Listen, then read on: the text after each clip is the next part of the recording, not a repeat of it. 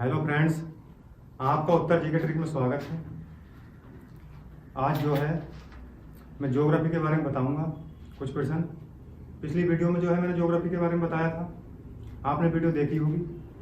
जो बच्चे नए जुड़े हैं, जिन्होंने वो वीडियो नहीं देखी है, तो वो हमारी पिछली वीडियो को जो देखें, अच्छी तरीके से समझ में आएगा और भी बेहतर। आइए कुछ देखते हैं। थोड़ा सा आपके लिए मैंने 2-4 लाइन में टैग लिखी हैं आपको मोटिवेशन बढ़ाने के लिए। तू हारेगा भी, उलझने बहुत होंगी, पड़ोसी तुझे रोकेंगे, अगर तू रुक गया तो उलझने ही उलझने होंगी, अगर तू इनसे निकल गया तो कामयाबी तेरे कदम चूमेगी। ध्यान रखना है, हार कर जो है घर पर नहीं बैठना है और ऐसे ही लगे रहना है। मेहनत एक दिन रंग लाती है। आइए शुरू करते हैं। लास्ट तक मेरी वीडियो बने रहें, बहुत मजा आने वाला है। ज्योग्राफी में यहाँ से प्रश्न बार बार पूछे जाते हैं जो मैं आज बताऊंगा। सबसे पहले हम देखेंगे जो हमारी रेखा है। रेखाएं हमारी 3 हैं। कितनी रेखाएं हैं? 3 हैं। ये भी आपको ध्यान रखना है। इसमें एक रेखा आती है हमारी कर्क रेखा। कर्क रेखा एक है हमारी भूमध्य रेखा। भूमध्य रेखा एक है हमारी मकर रेखा। मकर रेखा, ये 3 रेखाएं हैं। कर्क रेखा जो है उत्तरी गोलार्ध में पड़ती है 23.5 डिग्री। भूमध्य रेखा ये बीचों बीच से होकर गुजरती है। मकर रेखा जो है ये दक्षिणी गोलार्ध में पड़ती है। हमें याद होना चाहिए कर्क रेखा भारत में आती है, इसका मतलब भारत जो है उत्तरी हिस्सा है। ये भी आपको ध्यान रखना है। बात आती है कर्क रेखा। पहली बात तो ये तीनों रेखाएं किस महाद्वीप से होकर गुजरती हैं? अफ्रीका महाद्वीप से होकर गुजरती हैं। अफ्रीका महाद्वीप, अफ्रीका महाद्वीप से गुजरती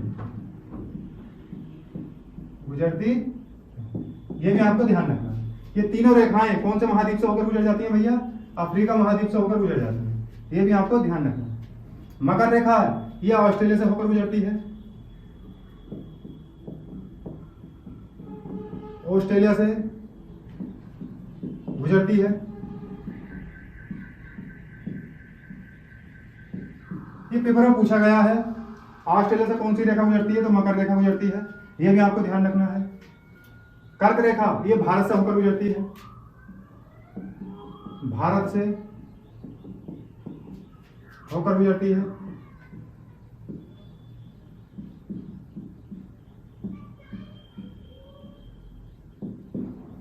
तो आपको ध्यान रखना है, अगर तीनों रेखाओं की बात करें, हम तीनों रेखाओं की बात करें तो अफ्रीका महाद्वीप से होकर गुजरती है।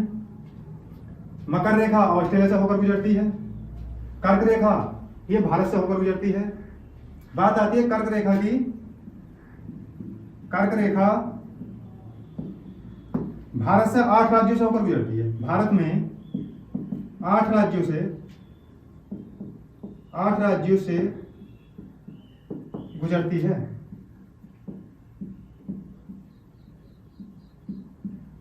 तो आपको ध्यान रखना है, कर्क रेखा जो है भारत में 8 राज्यों से होकर गुजरती है। कौन कौन से राज्य हैं वो? तो इसमें एक तो आता है गुजरात, झारखंड, राजस्थान, छत्तीसगढ़, मध्य प्रदेश,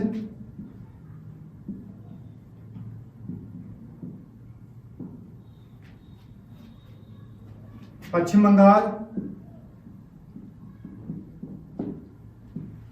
त्रिपुरा, मिजोरम।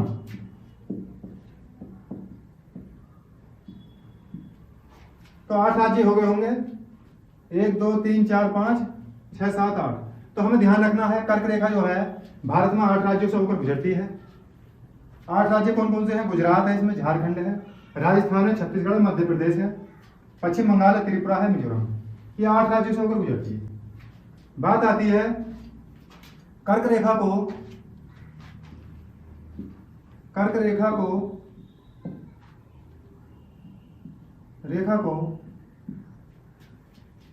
राजस्थान में माही नदी 2 बार काटती है। माही नदी 2 बार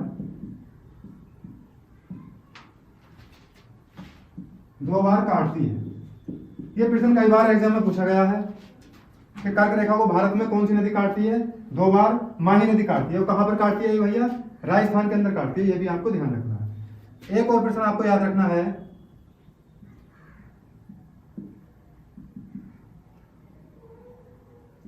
कर्क रेखा पर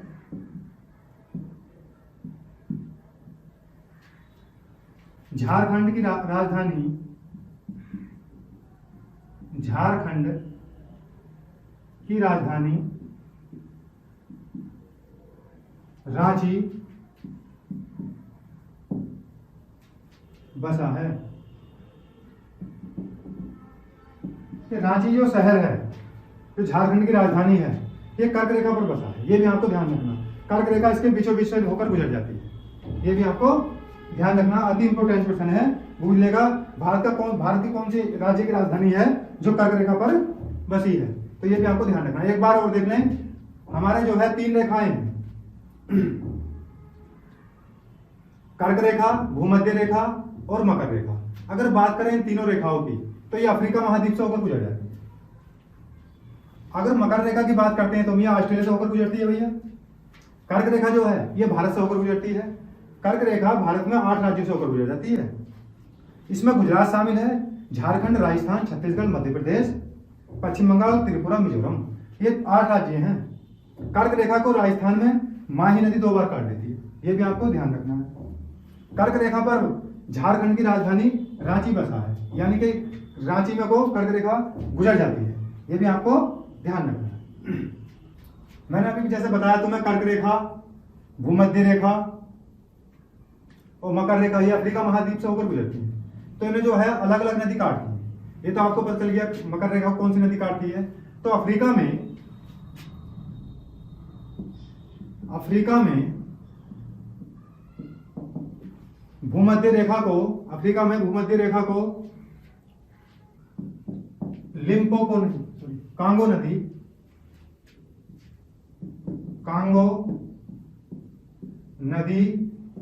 2 बार काटती है। यह भी आपको ध्यान रखना। भूमध्य रेखा को जो है अफ्रीका में, भूमध्य रेखा को कांगो नदी 2 बार काट देती है। कांगो नदी जो है अफ्रीका में भूमध्य रेखा को 2 बार काटती है। बात आती है मकर रेखा। मकर रेखा को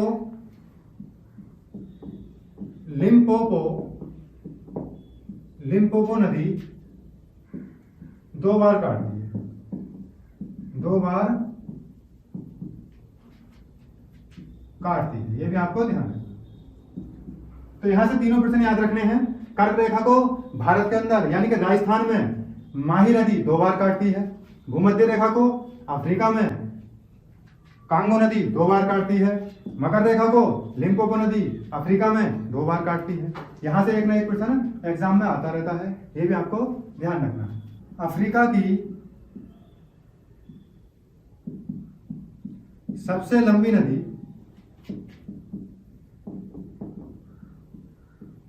ऑरेंज है। कौन सी है भैया? ऑरेंज। अफ्रीका महाद्वीप में 5 बड़ी नदी बहती हैं, लेकिन सबसे लंबी नदी कौन सी है? ऑरेंज है। ये भी आपको ध्यान रखना। पूछा हुआ प्रश्न है, एग्जामिनर पूछ लेता है।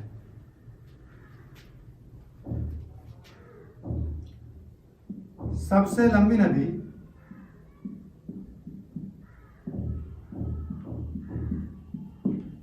नदी की अगर बात करें तो वो नील नदी है। कौन सी है भैया? नील नदी। विक्टोरिया झील से निकलती है, भूमध्य सागर में गिरती है। नील नदी पर आपको पता होगा एक बांध बना है जिसका नाम है ओसबन बांध। नील नदी पर है। ये भी आपसे पूछ सकता है, मालूम कर सकता है। नील नदी को मिस्र का वरदान कहा जाता है। नील नदी को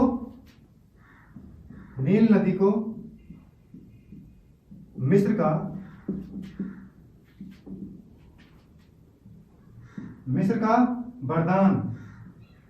वरदान कहा जाता है। ये भी आपको ध्यान रखना है।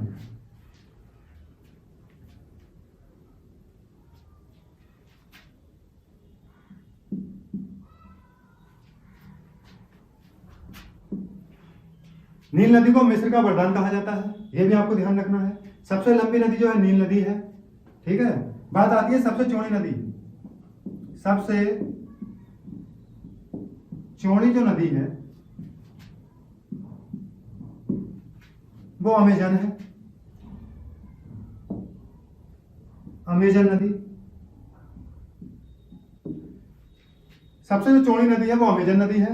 सबसे लंबी नदी नील नदी है, जिसे मिस्र का वरदान कहा जाता है। ये भी यहां से आपको याद रखना है। एक बार और देख लें, कर्क रेखा जो है ये भारत से 8 राज्यों से होकर गुजर जाती है। इसे जो है माही नदी राजस्थान में 2 बार काट देती है। भूमध्य रेखा को कांगो नदी अफ्रीका में काट देती है। मकर रेखा को अफ्रीका में लिम्पोपो नदी 2 बार काट देती है। अफ्रीका की सबसे लंबी नदी ऑरेंज नदी है, ये भी आपको ध्यान रखना है। सबसे लंबी नदी कौन सी है संसार की? नील नदी है, जिस पर ओसवान बांध बना है। आप कमेंट्स बॉक्स में बताएं अमेजन नदी पर कौन सा बांध बना है। इसका उत्तर कमेंट बॉक्स में आपको बताना है। सबसे चौड़ी नदी कौन सी है? अमेजन नदी है। भारत की अगर बात करें हम, तो बिहार का जो शोक है वो कौन सी नदी को कहा था? बिहार का शोक कौन सी नदी को कहते हैं भैया? ये भी आपको बताना है। पश्चिम बंगाल का जो शोक है ये कौन सी नदी को कहते हैं? ओडिशा का जो शोक है कौन सी नदी है? ये भी आपको बताना है। बात आती है जम्मू कश्मीर का शोक।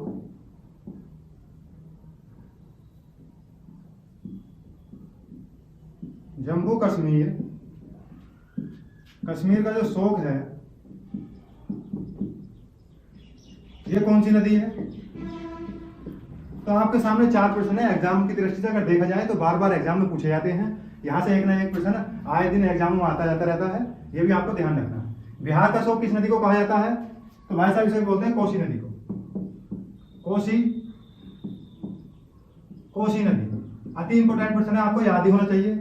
बिहार का शोक, बिहार में जाकर ये कोसी नदी तबाही लाती है, वहां की फसलों को नष्ट कर देती है, इसलिए इसे जो है बिहार का शोक कहा जाता है। आपको बताना है ये कहां से निकल कर आई है। पश्चिम बंगाल का जो शोक कहा जाता है तो वो दामोदर नदी को कहा जाता है। दामोदर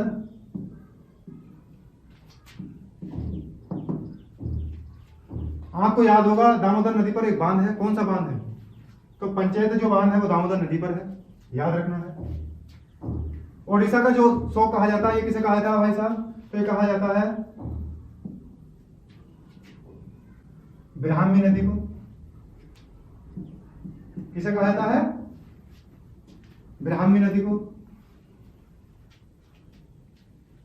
बात आती है जम्मू कश्मीर का जो शोक कहा जाता है ये कौन सी नदी है? जो जम्मू कश्मीर में ऐसी कौन सी नदी है जो वहां पर तबाही लाती है, वहां की फसलों को नष्ट कर देती है?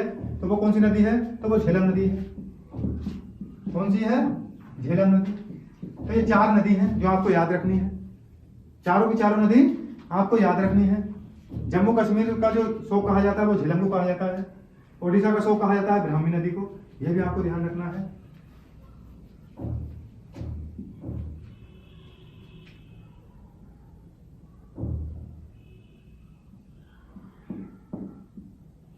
हीरा कौन सी नदी में पाया जाता है?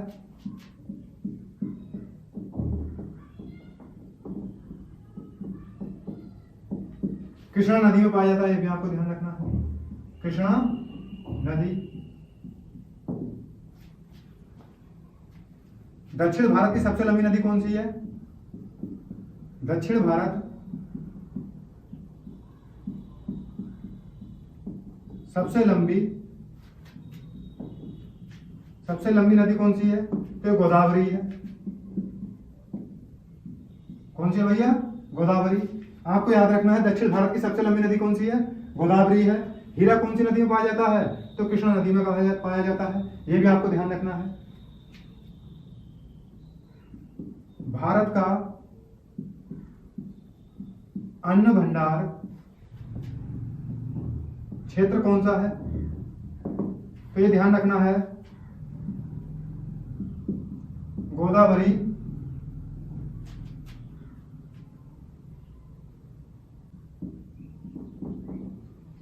कृष्णा का मैदानी क्षेत्र, कृष्णा का मैदानी क्षेत्र। यह भी आपको ध्यान रखना। भारत का जो अन्न भंडार कहा जाता है वो गोदावरी और कृष्णा का जो मैदानी क्षेत्र है, इसे क्या कहा जाता है भाई साहब? इसे क्या कहा जाता है? तो भारत का अन्न भंडार कहा जाता है। यहाँ पर बहुत ज्यादा अच्छी फसल उगती है, इसलिए इसे अन्न भंडार के नाम से भी जाना जाता है। एक बार और देख लें, बिहार का शोक कहा जाता है कोसी नदी को, पश्चिम बंगाल का कहा जाता है दामोदर को, ओडिशा का कहा जाता है ब्राह्मी नदी को, जम्मू कश्मीर का शोक कहा जाता है झेलम को। हीरा कौन सी नदी में पाया जाता है? तो कृष्णा नदी में पाया जाता है। यह भी आपको ध्यान रखना है। दक्षिण भारत की सबसे लंबी नदी गोदावरी है, इसे वृहद गंगा के नाम से भी जाना जाता है। भारत का अन्न भंडार कौन सा है? तो गोदावरी और कृष्णा का जो मैदानी क्षेत्र है, यही भारत का अन्न भंडार क्षेत्र है।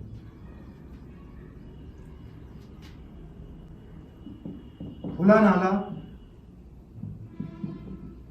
नाला के नाम से कौन सी नदी जानी जाती है? बताओ, कौन सी नदी जानी जाती है?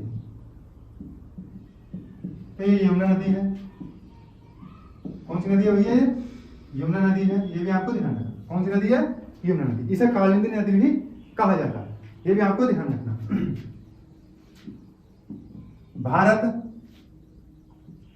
भारत और नेपाल के बीच सीमा निर्धारित करती है, सीमा बनाती है। सीमा कौन सी नदी बनाती है? सीमा बनाने वाली नदी ये कौन सी है भैया? भारत और नेपाल के बीच में सीमा निर्धारित करती है, कौन सी नदी करती है? तो यह है काली नदी। ये भी आपको ध्यान रखना है। काली नदी जो है ये भारत और नेपाल के बीच में सीमा निर्धारित करती है। एक बार और देख लें, दक्षिण भारत की जो सबसे लंबी नदी है तो वो गोदावरी है। भारत का अन्न भंडार किस क्षेत्र को कहा जाता है? तो गोदावरी और कृष्णा का जो मैदानी क्षेत्र है, इसमें बहुत अच्छी फसल होती है, इसलिए इसे भारत का अन्न भंडार कहा जाता है। खुला नाला के नाम से कौन सी नदी जानी जाती है? तो ये यमुना नदी जानी जाती है, जो उत्तर प्रदेश में बहती है। इसकी लंबाई 960 किलोमीटर है यमुना नदी की। उत्तर प्रदेश में 19 जिलों से होकर बहती है। ये भी आपको ध्यान रखना है। भारत और नेपाल के बीच में सीमा कौन सी नदी बनाती है? काली नदी बनाती है। आज के लिए इतना ही। कैसी लगी वीडियो अगर अच्छी लगी हो तो इसे लाइक करें, ज़्यादा से ज़्यादा इसे शेयर करें और हमारे चैनल को सब्सक्राइब करें आने वाली वीडियो के लिए जो आपको मिलती रहेंगी।